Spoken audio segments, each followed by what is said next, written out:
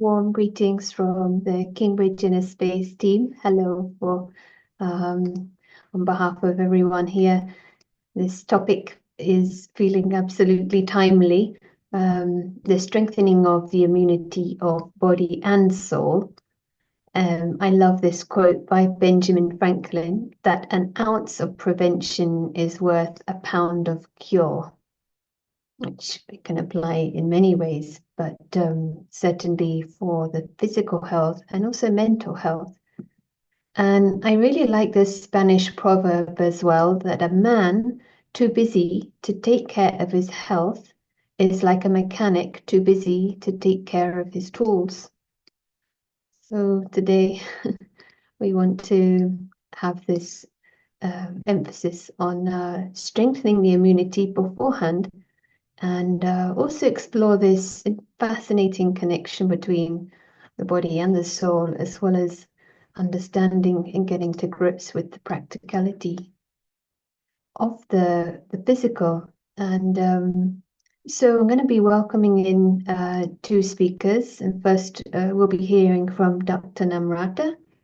She's a GP based in Cambridgeshire, also interested in the holistic side, the naturopathic nutrition, which she's currently studying. And we'll also be hearing from Dr. Prashant, who's based in Cambridge, background in surgery and integrated health. So I'm going to first invite Namrata to introduce and share first. And after that, Prashant, and there'll be a chance for discussion. So welcome, Prashant. I might say encouragement for more people to come in the light, and very encouraged to share your comments and questions on the chat. Yeah, thank you. Come in the light means come in the camera. Yeah, thank you. So welcome, Namrata. Be very warm welcome to share, and look forward to this session. Thank you. Hello. Thank you, and thank you everybody for being here. A very topical theme in winter, and we all want to know how to strengthen our immune system. I'm sharing my screen. I hope everybody can see this, yeah? It's clear, yes, thank you. Yes. So I really like about the mechanic not able to look after his toe. We will come to that, towards the end, and it will be very clear how this body as a mechanic, as a toolbox probably, and us as a mechanic if we don't look after it properly. But yes, when we talk on immune system, first thing that comes to mind are infections, all these bugs around us, especially with slow recovery. And if one keeps getting recurrent infection, and we tend to think, is my immune system down? It's okay to get infections, but it's more how we surmount them, how we kind of get on, and after that, are we able to recover well? Then we also think of allergies. So normally the common ones that we'll have with the skin rash, food sensitivities. But after COVID, there has been lots more allergies of no particular reason. So people are getting itchy, they're getting hives, they're getting what we call mast cells activation, where you get all sorts of health concerns, and it tends to come from some form of allergy as an overmounted immune system. We don't actually know whether it's COVID or the COVID vaccination, so this is still under research. Of course, we've got the cancer cells, where the body is constantly trying to fight off any cancer cells. And in that, I would also mention the inflammation that happens in the body. So things like arthritis, for example, osteoarthritis, these aches and pains, because body is very, very geared at repairing itself. When it's not able to repair itself, then we think, is that immune system gone? Either it's underactive or is it gone overboard? And then lastly, the autoimmune conditions, which common ones, hypothyroidism, we have MS, inflammatory bowel disease, chronic fatigue, and lots of rheumatoid arthritis. And then we'll explore what is the relationship with chronic stress, because when we're stressed, we tend to get infections. Common examples I get a lot is brides, people who are about to get married a day before always get these cold sores. And you kind of wonder what's happened to the immune system. So what we'll do first is we'll look at the infection part, and then we'll come to the autoimmune. With the infection, I've put two pictures here because there are two theories. So the cat under the blanket is the germ theory. So what it says is, there are bugs all around me and I need to protect myself. I need to, hide, or if the bugs are there, I need to be very alert and try and kill them all. And this is very relevant, for somebody who's immunosuppressed. Of course, they have to look after themselves and prevent, any infections. But the other one, what we call the terrain theory, this is the mindset or the theory that there are bugs all around us. They are naturally around us in the atmosphere, in the environment. They coexist even on our skin, in our body. And if they become too much, yes, they can give us an infection, but then they just pass through. And it's, like we coexist together. Then what we're going to look at next would be on the body side of it, the immune system, but also how that affects the mind. With the body, we have a very good defense system. So yes, there are bugs all around us. How do we defend ourselves? And it's really good. Even the skin, the whole body, the skin has got things to, either prevent them from coming in, or managing anything that's sat on it. Our eyes, our mouth have got secretions to deal with any toxins, the mucous membrane, our nose hair. Then we go deeper, we think of our throat. So our tonsils have got a good bunch of that immune system that fights off infection. And then our digestive tract. I've put stomach acid there because when we ingest things that are not so good, that are toxic, that stomach acid environment is needed to try and kill them off. So that makes us think of people who take some of those medication for high acid, like Gaviscon or, those omeprazole. And in some instances, it's needed when the benefits outweigh the risk. But sometimes the feeling is people would rather take the tablet instead of doing lifestyle changes, whereas lifestyle changes in the long term would resolve the issue. So they can be prone to, to what we call the low stomach acid and be, subject to infection getting in. And that brings us to knowing that 70 to 80% of our immune system, they actually reside in the digestive tract. So that's, from your stomach, your small intestine, large intestine. And it makes us think, how is my gut health? Because very often we might get, chest infection, sinusitis, different type, urine infection, but we may not link it to how our diet is. And, majority of that immune system, they are residing there.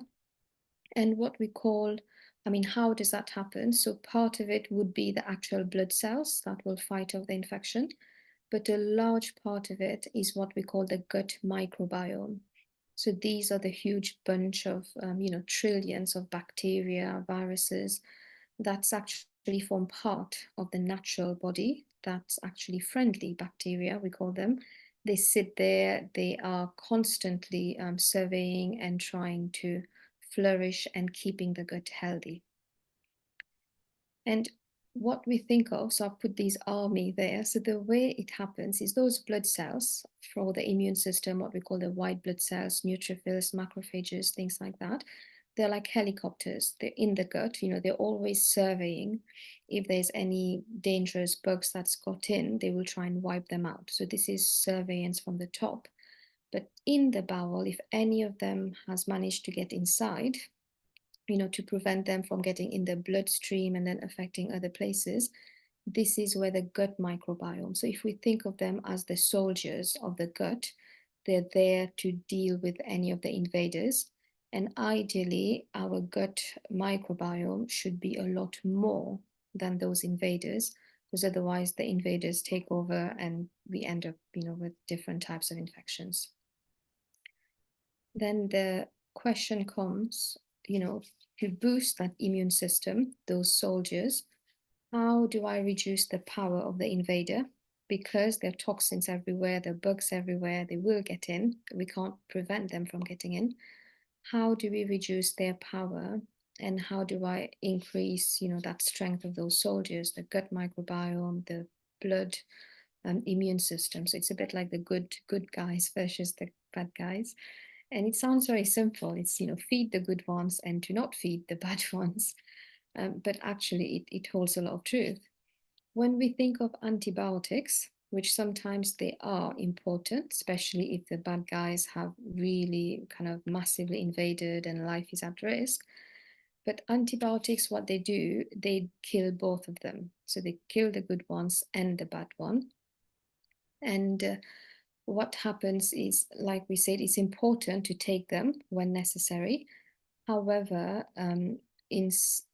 during taking them, we probably should think of how do we feed the good guys. I think hence why the probiotic, the role of probiotics, the role of having good food, which we'll come on to next.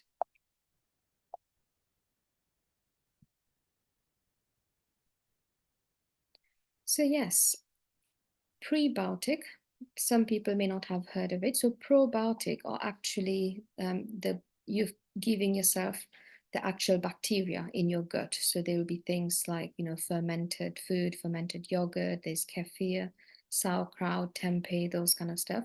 Whereas prebiotic, that means feeding the existing bacteria that's there. There are loads of various food that counts as prebiotic, but the majority is fiber. So fiber is the food for the gut bacteria.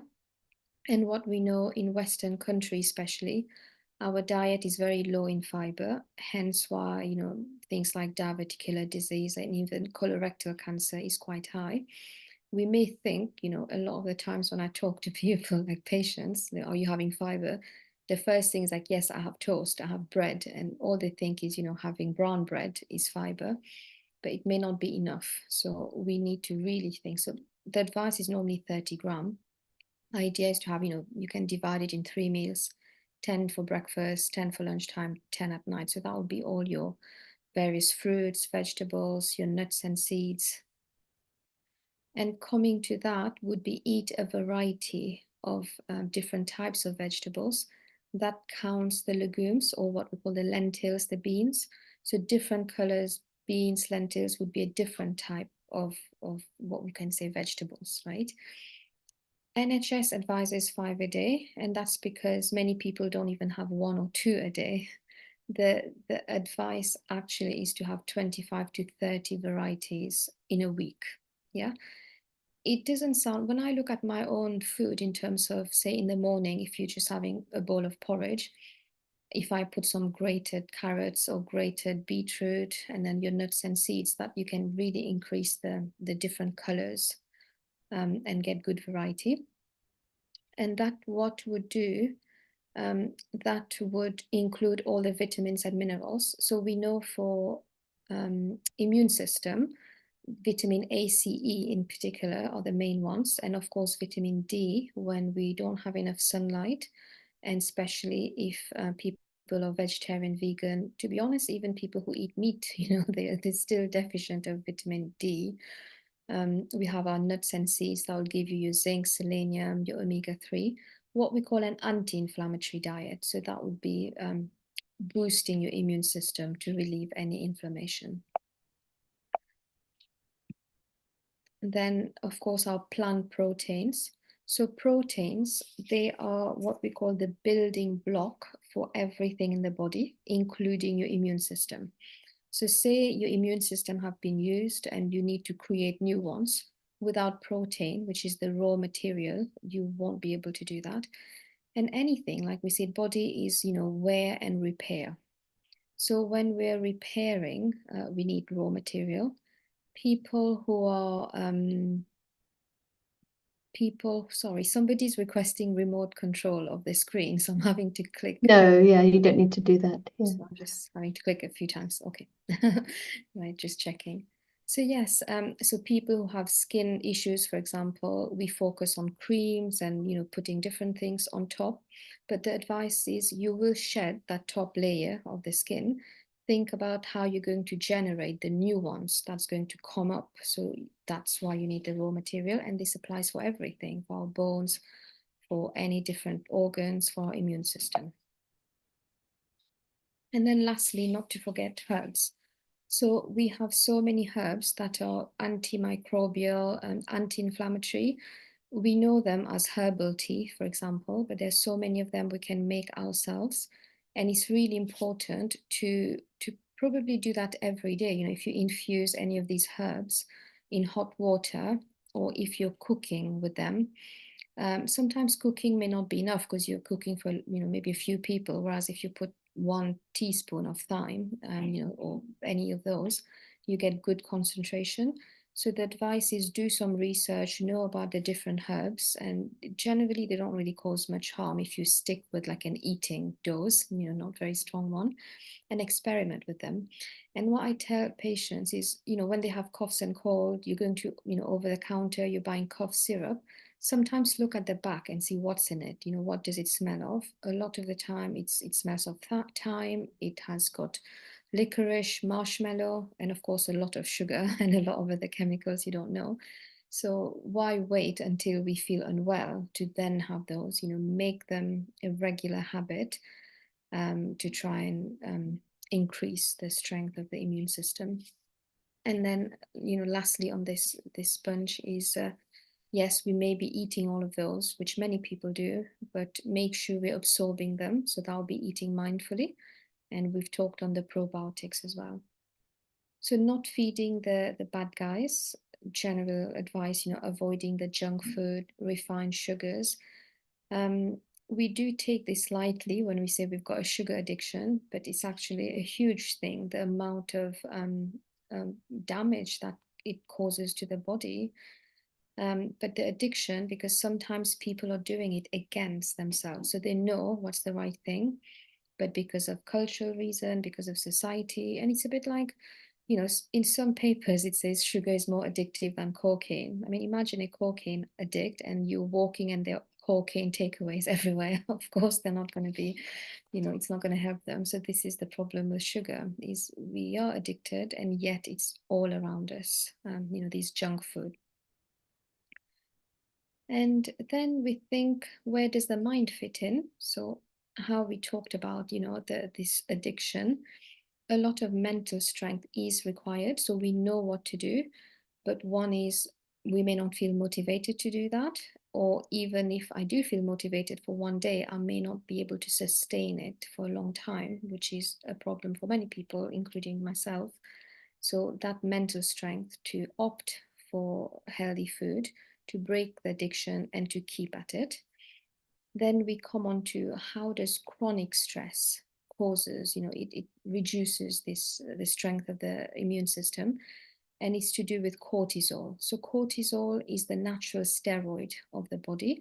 It's important to kind of wake us up, to get us, to get the drive, but when it's constant, so cortisol, it actually increases the natural sugar, the stored sugar in your body, because it wants to give you energy so that you're able to run away or to fight. So what we call the fight and flight response. But people are in this chronic fight and flight without running, without fighting, the sat end, holding on to all this cortisol, holding on to all this excess sugar. And yes, that it causes a lot of inflammation, reduces the immune system. But if you're not using the excess sugar to run or fight, then it gets deposited as fats in your body. That will be the unhealthy fat that then causes more inflammation. And then lastly, I've put about, looking after the self during infections. because it may sound something very normal, you know, I've got a cold and I just need to get on and keep working, which is fine. But I do get a lot of people who would literally call you to get antibiotics because from previous experience, and what they want is, I'm at work, I need to get through this, so I need antibiotics to be able to work at the same capacity, and you know, there's no time to rest, no time to look after the self. And this will lead on to this autoimmune thing shortly. What we find with autoimmune conditions, a lot of the time we don't know the main reason, but it has been theorized or even assumed that normally some people have a preceding viral infection, whether it's a stomach bug, gastroenteritis, or viral infection, and they just couldn't get on top of that. And then a few months down the line, they might start to develop fatigue. Sometimes they develop rash. I mean, people know about this long COVID, for example, almost similar to some people have, you know, chronic fibromyalgia, for example, like long-term extreme fatigue, not able to recover. So I find it very interesting that instead of looking, you know, the mechanic looking after the toolbox, making sure it's recovering, we just want to get on and be on autopilot and keep going despite it. And eventually that may come to bite us. Yeah. So coming on lastly on the autoimmune condition, like we said, the cause is unknown, what we call multifactorial, because it's presumed it could be genes, it could be environment, food, infection, stress. And many people may have the genes for it, but it doesn't necessarily mean that they will get it. It's basically if they have the gene and something else happened, they're more at risk, but doesn't mean they'll have it. And what I really like, some people have probably heard of Dr. Gabor Mate.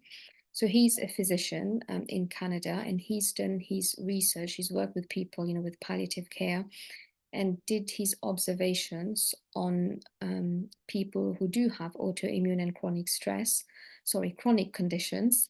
What are the, you know, the observation in terms of their behavior, in terms of their lifestyle, and then devised 4 risk factors, you know, on the behavior that can make people more prone to them, right?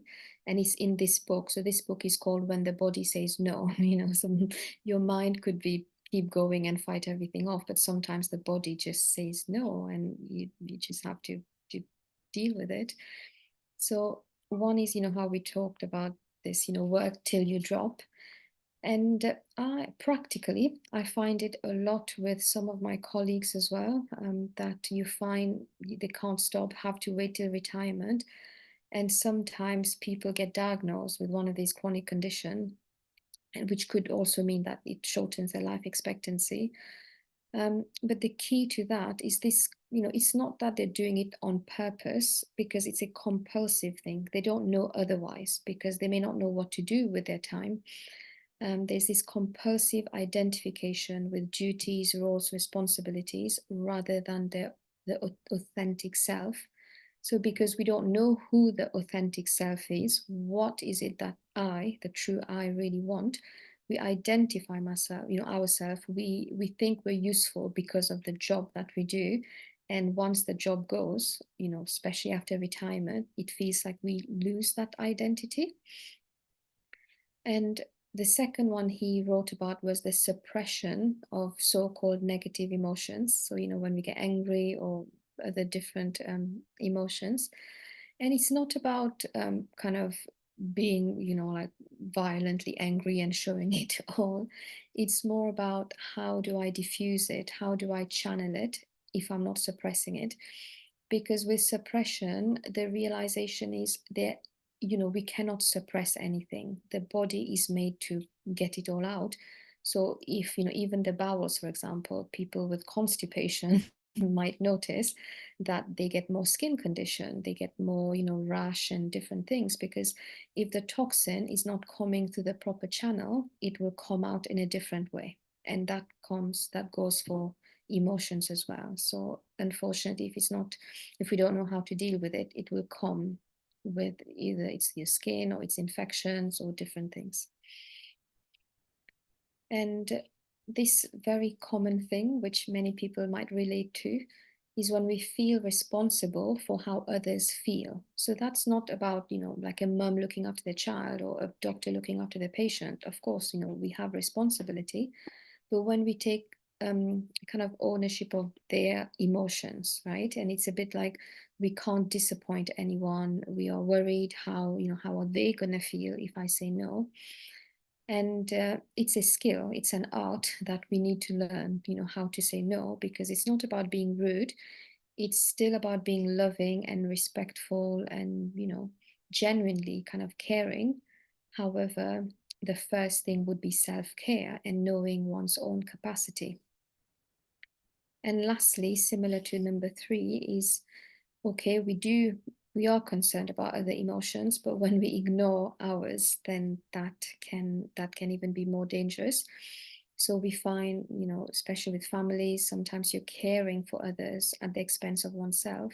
It's a bit like you're running on empty. So you're empty and you're still giving. Most probably they're not getting any and you're getting emptier.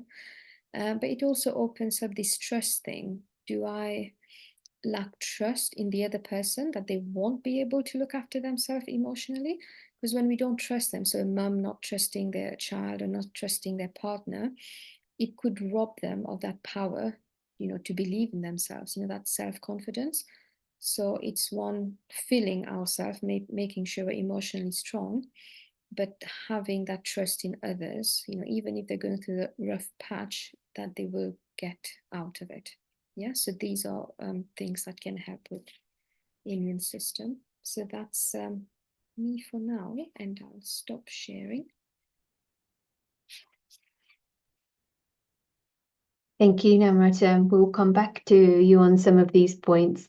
What I took was we have to listen to what the body is saying, in a sense, rather than take advantage of medicine in a way just to ignore the symptoms, even if we may be given them. But in parallel, nothing wrong with taking things, but not to dismiss that if we get to the root, there'll be a lot of learning. So also education from the right source, to just understand a bit more, do a bit of reading from sources we can trust.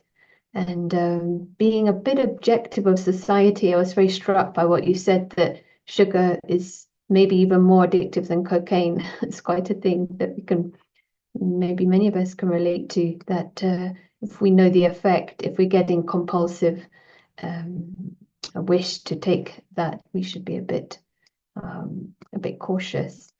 So we have a lot of healing potential within all of this. So I'd like to invite Prashant to continue in this aspect of body, how it connects with the mind. Some of it's been mentioned already, but yeah. Sure. And thank you, Sarah, and appreciate beautiful insights into this whole subject. And as you heard, this is a huge subject. There are experts, who spend their whole lives. And we heard in 20 minutes the most practical and useful aspect of this. But what I'm going to touch is the role played by the mind. In immunology, one term that is used is psychoneuroimmunology. In other words, how the mind is ultimately the ringleader of this whole orchestra that is going on. And whether it is hormones and antibodies and the whole system, immune system, there is the part of our brain which is called hypothalamus. That is the area that sort of deals with this orchestra. Even pituitary, which is the king of all the hormones, is directly connected. It's just under the hypothalamus. And hypothalamus is roughly behind the center of the forehead. So when we say who is the driver of this body, And if there is a driver, and if he is to choose a place in the body, it will have to be that area of the brain, hypothalamus, because that is where all the cables reach. It is the control room of the whole body. And I like this term that Namrata used, the authentic self, and the emphasis on the authentic self, otherwise people identify. And I'm going to use the whiteboard and build on this a little bit more. What happens, we are identifying not only with work and there's only those who are working hard, they identify, and those who are in important jobs, they identify, others are not. No, everyone is identifying with something. If we show our world below this line, everyone is identifying in petty things with some image of themselves. They might see themselves as a wife even, or a mother, or some identify, of course, with the job, can be what you are doing. So it is much more than these rare situations. And what happens with this false self? They are based upon the world that is unpractical, unreliable, and temporary. And the whole thing there is going to change, and you are identifying with it. So consciously and subconsciously, there is a panic there. And this panic will not, you can express, suppress, but it is forever. Each of these false self, they are and forever in the victim mentality. And can you imagine what will be the mind of a victim, and what will be the body? How will the chemistry behave in the body of a victim? Then that is exactly what is happening in each of these false self. Forever, 24 hours. We have the option, to the authentic self. And the spiritual model says, the authentic self, we have the option to be the observer of everything that is going on. And implying detached observer, even for a few minutes, to be the detached observer of this. And detached observer, that perspective, he sees himself not of this world. Very radical. By the perspective of the false self, it is so radical because it bypasses the false self. That's why the authentic self. He observes in third person. Many things are happening, but he is beyond. And the game changes completely for him. As was said, even for 1 minute, he experiments with it. He experiences that deep sense of security. It is like you are not affected by anything that is going to happen down below. Things may change and things end also. He knows beforehand everything there is to end. This role of the job, some profession, it is going to end. So he's not worrying all his life about the job and all his life about his role of the mother. Or all of these identities have got their insecurities. Observer is secure. I like to call it peace of the soul. So he experiences that profound peace of the soul. And if it is done even for 1 minute, it has power to fix the body. It is more powerful than all the antibiotics and the steroids all combined. Whatever medications you take, this will be more powerful. And I'm talking here 1 minute, but properly, you really step back from this. And during that minute, you know that whatever happens, you are safe. Observer is beyond harm. Observer remains what he is, he remains forever. And experiencing that profound security. And when you're secure, it brings out the best in you. A secure person experiences happiness. Secure person experiences peace. And it all of this reflects. So this is one aspect. Maybe we'll get chance to expand more on this. Another aspect I want to touch. We all, we are in this world where we can see this as good or bad. Our conscious and subconscious interpretation is good or bad. There is not a lot neutral at a deep level. For example, if you see someone, you are at night and in that city, someone is walking towards you, so you have a question. Are you in danger? Is he bad? And once you come to know he has no intention to harm you, he has come to, you dropped something, he want to give it to you. You understand, okay, he's not going to harm you. Then your deeper instinct is of love. You feel silently, if he's in trouble, you will help him. And this is what happens at all levels. At present, with this false self and with our present mindset, we see this world as hostile to us. Whole world. We think that this world can harm us at some level. It can be, the physical world, people, because this false self, they are very vulnerable. And this is the mindset of the victim. Anything can happen at any level. At a subconscious level, our programming is like that.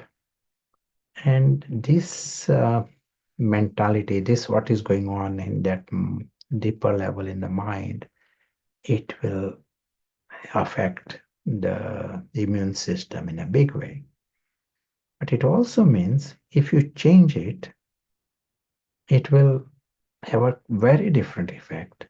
And I'm talking here 1 minute, creating time 1 minute where you are seeing things differently. And what is the spiritual model? What is the option we have? Spiritual model says, this entire physical world cannot harm you even the slightest. That is the model, not even the slightest. Why? Because that whole physical world is a theater and a story. What is happening there is a theater, and we know beforehand every episode is going to end, and in that theater there are villains and dragons. We know beforehand, but we know it can't harm anyone. It cannot harm me. And you see yourselves as immortal. You play the part in that theater. That is not a problem. But you also know this is the home of everyone. All are immortal. All are safe. And if the theater cannot harm them, there is nothing else in the universe that can harm them. So they know that they can't be harmed. And the moment they understand it cannot harm them, they see this, everything here, as a gift. There is a different mind. You are approaching this world differently. with the attitude of appreciation. A gift means you are appreciating. This moment is a rich moment. Wherever you are standing, you just need to look out. Even the screen is so wonderful, but you look beyond the screen, you turn left, right, look up, you will find every scene is an extraordinary world. One quantum physicist by name Fred Alan Wolf, he says, a big miracle is right in front of your nose. And so, whatever that you are seeing is, if you think of it, it is a miracle. Right now I'm seeing a tree and some clouds. It is a miracle. And if I'm seeing a human being, that's a miracle. If I'm seeing a bird, it's a miracle. But when we are in the victim mindset, we are not free to appreciate any miracle. We are looking for dangers. And we are missing out on the fun. And we are ready for defense, something else going on. So, and this is, everyone dies at some point. We die once. But one who is in that mindset, who spends his whole life in that mentality, fighting or looking for dangers. In this mindset, you come in this mindset for 1 minute, and you are creating a different attitude. You are seeing the fun. You are seeing the richness. You are seeing the greatness of everyone. You feel everyone is harmless. They all are, if they are immortal, why would they harm anyone? It is only insecurity that makes people, sad and bad.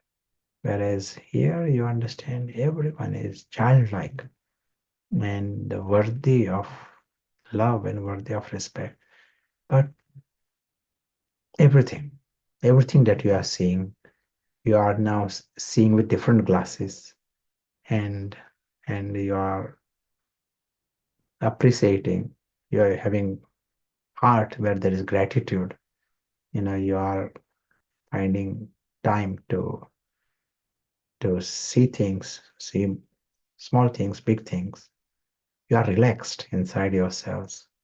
And next scene comes, and that is also equally another gift. You don't want to claim any things. You don't want to own things in it, because this theater scenes change. Point is not to own it. Things come, but you don't need anything there. You are immortal and you are safe anyway. Only when someone is insecure, he feels he has to make himself secure by stirring up greed or something of that kind. But here he sees things differently, and that has its own benefits at all levels. In immune is one of the big area that will take benefit instantly. Third aspect that happens, person who is in this spiritual model, playing with this spiritual model, he deeply understands that he himself is healthy, and by his definition of I is not the body, he is that observer. He is the one behind the body, the driver of the body. Body may have some, that is a different thing. Body has limitations of all kind. Just like car, a car will not be forever, right? There are always some things need to be fixed. But the driver is completely separate, and driver is okay. So he sees himself as immortal, secure, and healthy. Again, I'm talking here of 1 minute. Someone comes to that experience, not superficially, but paying attention to this, and reminds that he is is immortal. The driver here is immortal, is secure. Nothing can harm him, and he is healthy. He's not body. Body is the one that has problems, can have problems. What will happen? That is happening in the mind. This vibration, there is a message, signal in the mind, I am healthy. This message reflects through the body, through the systems, whether it is hormone system, whether it is immune system, it will reflect through the body, and it will, at a physical level, at a body level, you will see the health. It will promote health. In other words, at a deep level, even if someone has no health problems, he thinks I may have problem, I may have some serious illness. He just creates a thought. That thought also has an influence on the body, and it will create problems. I like to give this one famous example, and in this case, one surgeon, he had two patients, and both had roughly similar kind of complaints, and they had some kind of scan, and the scan showed one person had a gallstone, the other person had no gallstones. But when during the next consultations, the reports got mixed. So one who had no gallstone was told, you got gallstones. And he was shown the results and shown the pictures. So he knew exactly what size gallstones he has got, and that what he should do about this and what precautions he should take.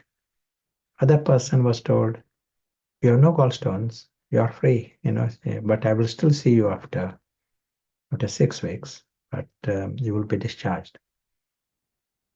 But as was said, reports got mixed. So one who had no gallstone was told, you got gallstones. Another person was told, you have no gallstone. Wrong person was told, you have no gallstone. 6 weeks later, one who had gallstones, they disappeared. And one who had no gallstones, he had gallstones, 6 weeks later. So what happened during these 6 weeks? The mind created the image that I got gallstones, and it created the gallstones. And in this case, if there is full conviction, mind has the conviction, yes, I saw the x-rays and I saw the film. It is so clear, so I definitely. So he's so careful, he's telling everyone else, I got stone here. And 6 weeks later, he does get a stone. Mind can create its own problems. It is not as superficial as that, but it has factors. Mind has influence. And many functions in the mind are deeper than just a doctor giving a wrong diagnosis, but enough to know that it plays a big part. Right? And here what we are saying, it is not superficially saying, I have no stone, I have no stone. It is not superficially. We are seeing that someone comes behind the body. We are seeing the driver, And if someone has that sufficient, knowledge, understands, agrees, want to play with it, some kind of insight is required. If there is 100% doubt, there may not be results, but someone understands, yes, there is a body and there is a driver behind, and driver is totally different to the car.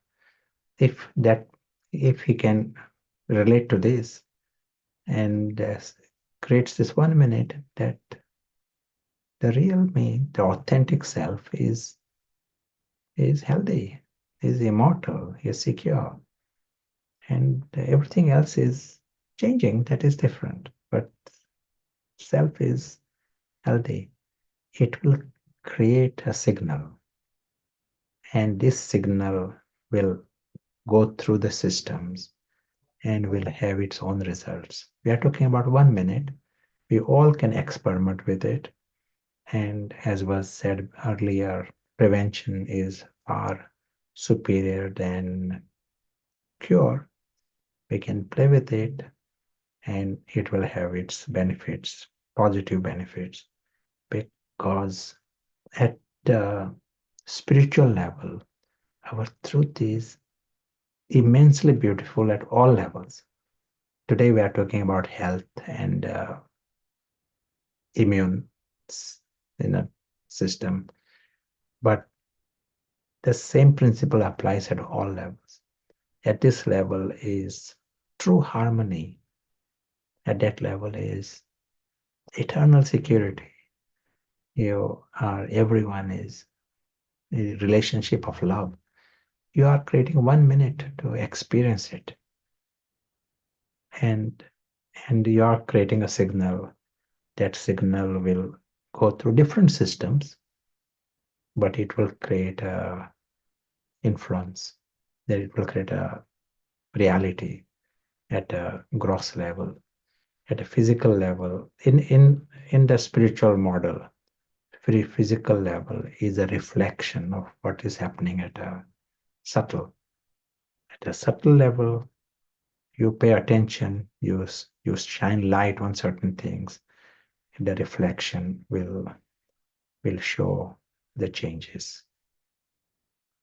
Maybe I'll stop here, and you might like to add things, and I know you will have some questions, practical questions for Namrata. Yeah, both very practical, and definitely do type. I can direct them to myself in the chat, and we can verbalize the questions. And I think probably you just clarified something that I had as a question for you, Prashant, that you said there's no connection between the authentic self and the body, which is like a car. But then at the end, you said actually when there is a state of health, it will reflect. So in a way, it sounds that you're saying the driver or the true self is truly driving the body, in the sense it may have a reflection, but I guess there can be a delay in this. Sure. And so there is a driver and there is a car. Our present model of the world, as if the car itself is the driver. They completely ignore that there is a driver. This is the way the world is saying, and because the driver is invisible. When we see this world with the more subtle intellect, and understand that there is more than, then things become more complete, and then you are able to understand how the driver, in what ways driver has influence on the car and the workings of the car and the details of the car. You want to add anything more? No, it's helpful, and it'd be interesting to hear Namrata's reflections on anything really that's been shared.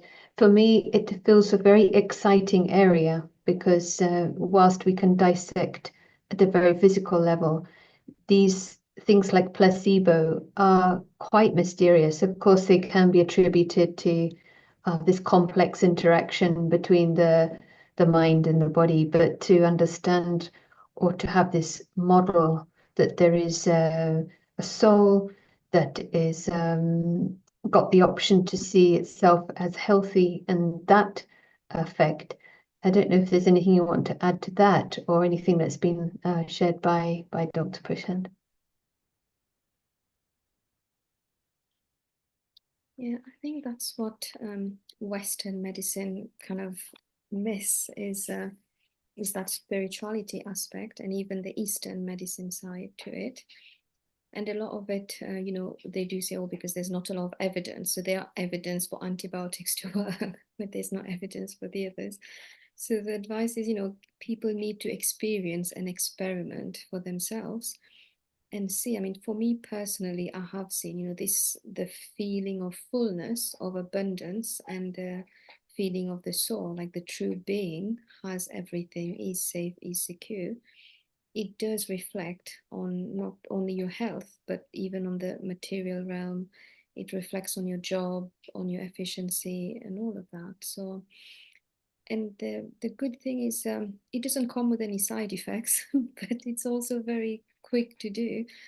Even, waking up in the morning, it may start, eventually we want to believe and feel it, but it might just start with words or thoughts of maybe repeating it, of realizing that the soul is the driver of the body. So in that way, it gives what we call the third person perspective, where you feel like you are responsible for your body in a good way. So you're more motivated to look after the body, just like a mother likes to look after the child. So it's that kind of analogy to be motivated and engaging, with your health and your well-being. That's nice, because actually I was just thinking it's so much easier to outsource responsibility, and it could be confrontational to say, well, actually I have an active part to play, but then you gave a good analogy of the natural response of a caretaker. So it's empowering. It's good to see it like that, isn't it? Rather than and watch this interplay. You mentioned the morning. Do you want to share any other practical aspects of how you apply it yourself, or how you share it with those who are seeking solutions for being free from this kind of dis-ease, which perhaps starts also with the way that we're operating in the mind? Yeah, the reason we say morning, because it kind of really sets your day, how it's a bit like when you wake up, you're like, oh, did I wake up on the wrong side of the bed? But it's not the side of the bed, it's your mindset. And if the mindset is a mindset of slavery or autopilot or survival, that literally I have to get up because I have to go to do the job, and I have to this, I have to that. It is that slavery mentality. And the body will react to that. The body will fall ill because, of a slavery kind of attitude. Whereas the mentality of I choose to do it, I want to do it. And what the feeling here is, even if we don't do it, we will eventually do it, because life teaches us, those mini crises that we have in life, whether the body's unwell or whatever experience we don't want to, that leads us to kind of reflect and introspect and think, how can I do it better? But most of us just ignore it. And then the crises just get bigger and bigger. And then we just go here and there looking for how to, make it better. But it all starts with just simple practices of feeling the being, and really knowing who I am and why I'm doing what I'm doing. What is the goal? And not the retirement. I'm just going to retire and be happy, because I have a lot of patients who are retired and they're worse off. But that identity, really knowing why I'm doing what I'm doing. Yeah, it's interesting because you're meeting many people, so you're getting a kind of overview and the fruit of that. What I really enjoy also emphasis is on like short meditations as well, which for many of us very busy with many duties, whether we're full-time or not. So that power of paying attention to the authentic self for 1 minute feels very practical. And I always find keeping some kind of log or diary of it in the morning, especially if it's possible, I think encourages us to keep going. So, Prashant, what are your thoughts on how to integrate these practices into everyday life? Just like in the ordinary medical world, they might give you tablets to take 3 times a day.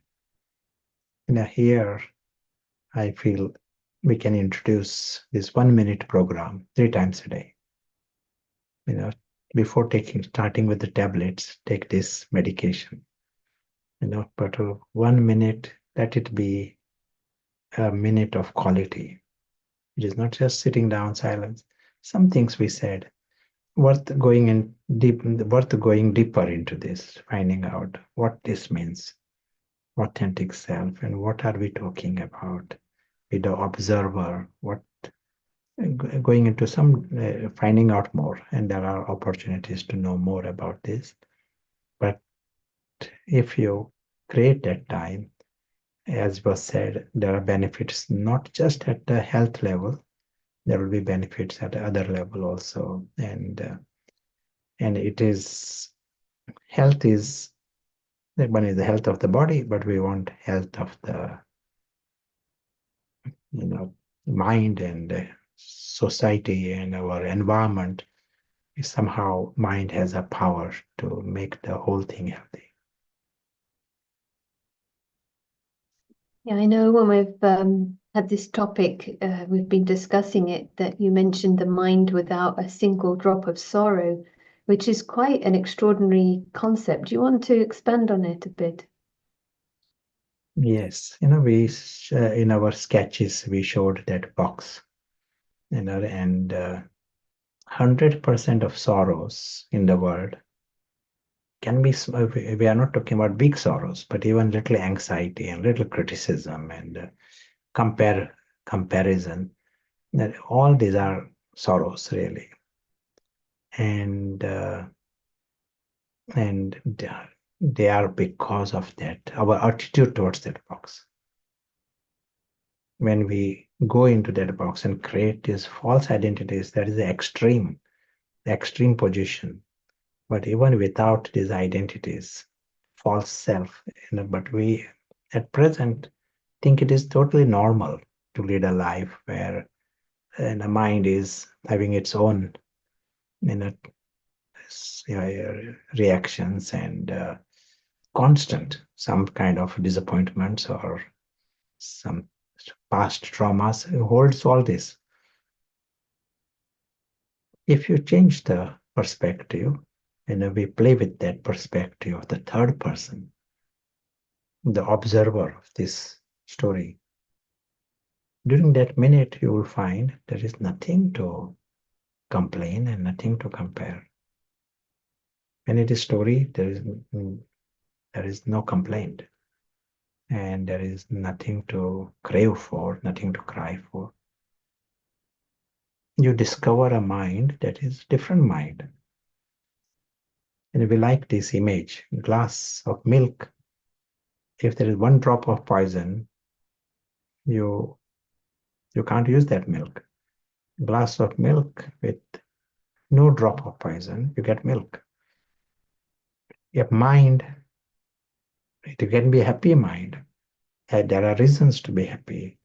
But if this mind gets 1 drop of fear or 1 drop of anger, we all know what happens to that mind.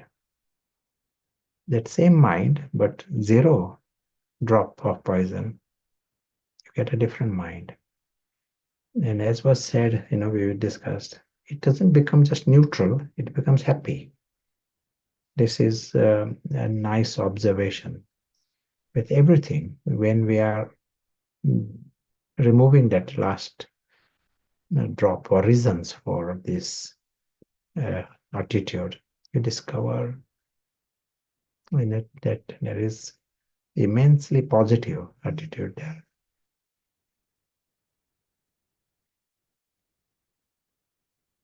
It's very striking, isn't it, that you really can't buy that mind that has not a single drop of sorrow. It's quite, yeah, it's mind-boggling, but it's so interesting that we can experiment with it. And third person is a nice sort of neutral position to contemplate, even if it's a short time, that mind free from dis-ease, as it were.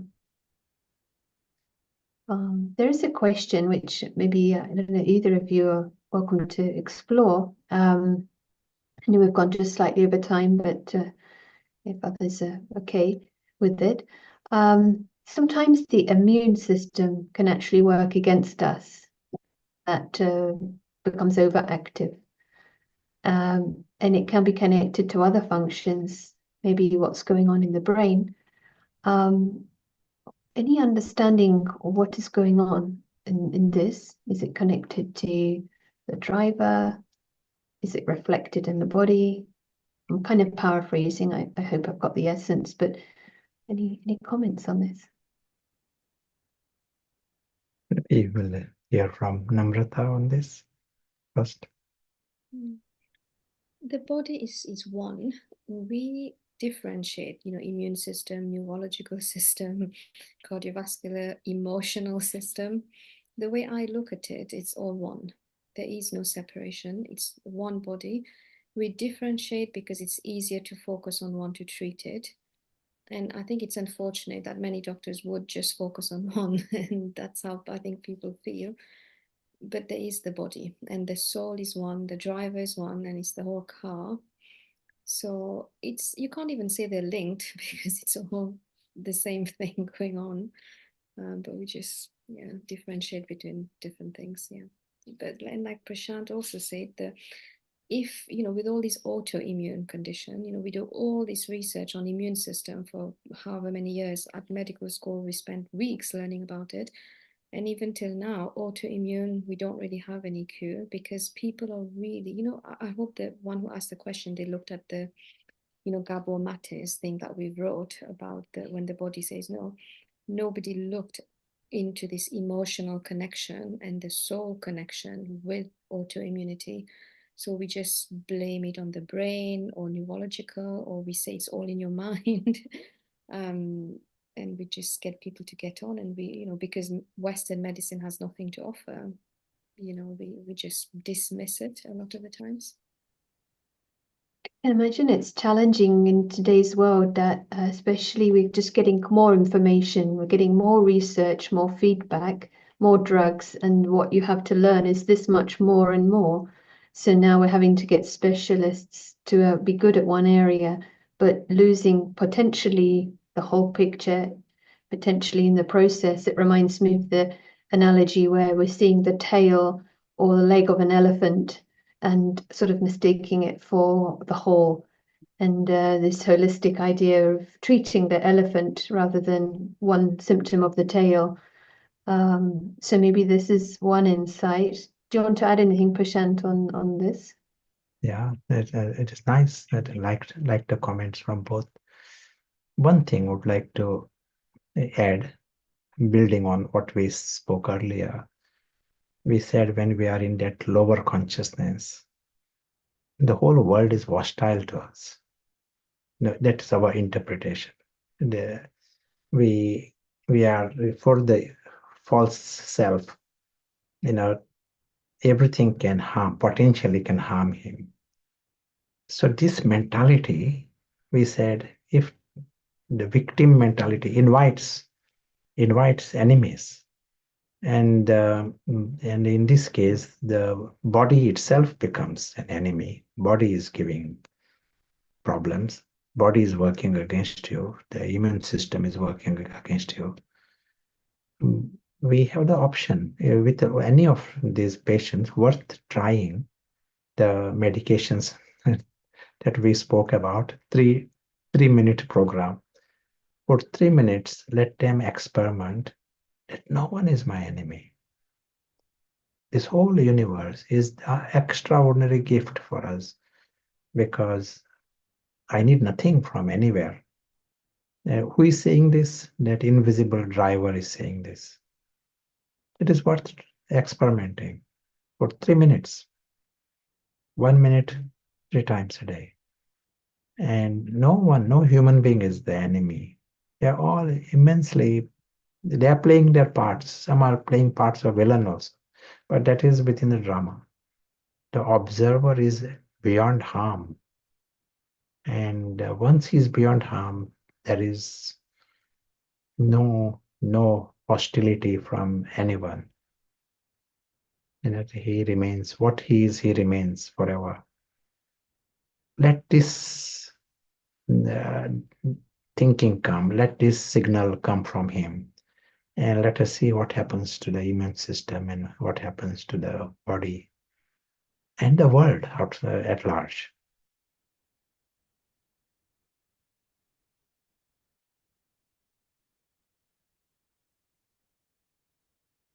Yeah, that really resonates, and something maybe we could go into a meditation on this. You know, it's not about belief, is it? And both of you have emphasized experience. So it's nice to take this medication for the driver and continue to investigate, you know, what is working, really listening in, because I know Namrata emphasizes this a lot. We're all different in a sense, but something about this spirituality is also becomes more simple, but we still need to work with the system and our beliefs and train ourselves to come back to this. Yeah. So anything you'd like to add, maybe Namrata, and after that we'll perhaps go to Prashant and you can experiment a bit with one of the three a day. Yeah. Another thing to add would be sometimes people's concentration might be a bit low. So say if you're in the middle of work, and that's personal experience, and I have to stop for a minute, I may not achieve full concentration. So what I do, I write down. I start writing down, you know, even the things like I am full, I'm secure, I'm abundant, my body's healthy. And if there are any particular areas that's troubling me, you know, I would kind of switch it to a different thing. I'm not ignoring it, switch it and observe. But with the writing, the feelings come, and then things are kind of much more slower, than I'm able to concentrate. And it's another nice way to, because it's a bit of a weird thing. The mind, you know, there's so much in the mind, but when you start writing, it makes sense. It's like somebody else telling you that you can't really sieve through. Yeah. I found this practice super helpful to ground thoughts which may be floating there, but with other thoughts. And to know you've got the tool is a kind of healing in itself, isn't it? This sort of in your hands to switch the mindset, even if it's not in the morning, can be halfway through the day, the mindset, you can take it in another trajectory. So yeah, these kind of things. And I know when you're busy, you also make like some kind of record to ground the attention and check in, even if it's 10 seconds. And I found that a very powerful thing. So yeah, thank you for sharing this, these things. So yeah, Prashant, anything final to add? And some notes in the chat, they're agreeing with this idea of hostile environment, but this power to change it round. So it would be good to hear your final comments, and then we'll finish with meditation. Sure. We'll come to the meditation part. And the whole practice becomes easy if I use the spiritual sight. And we all got this sight.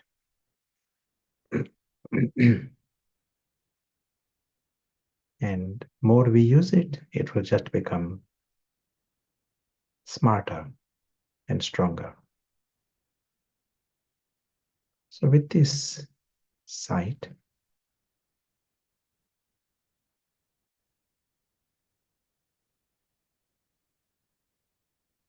I am able to see the bigger map. And I can see the whole physical world as a story and a theater. So everything that happened today happened in a theater.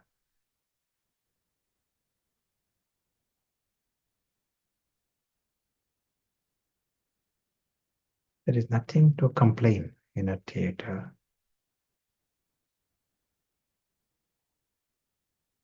For this minute, I am seeing this world very differently, in a different, with different glasses. That's why the spiritual side.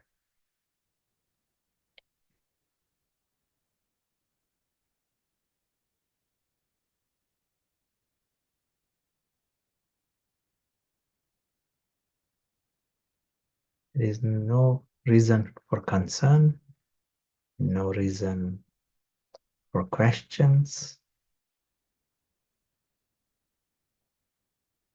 no complaints, no comparisons. Nothing to cry for, nothing to crave for.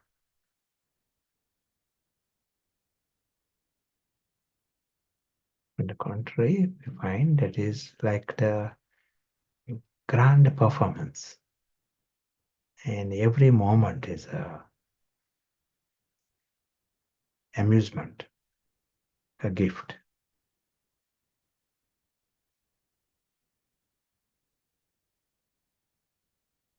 With the spiritual side, we can see the world beyond the story.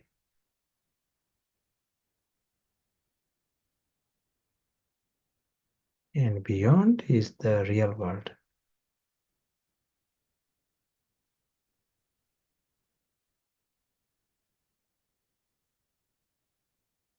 We see this world in the image of the sky.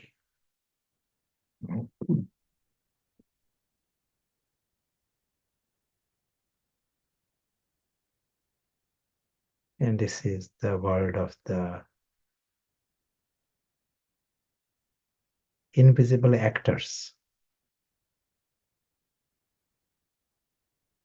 All are immortal, all are safe. It is in this environment we are able to see the authentic self.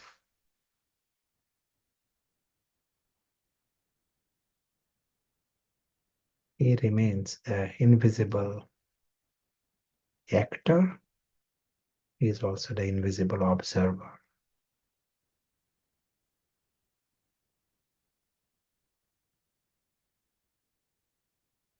He can see that whole art also in third person. It is not I, it is not mine. In story, nothing can be mine or I. He remains the detached observer of the whole thing. Very safe, carefree, and immensely positive. Great gift, yes, a big, big universe, big gift. And every moment is a new gift. He is never a victim. He is silently aware that everyone is lucky.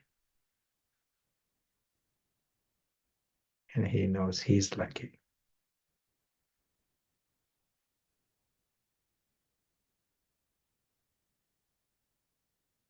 Thank you.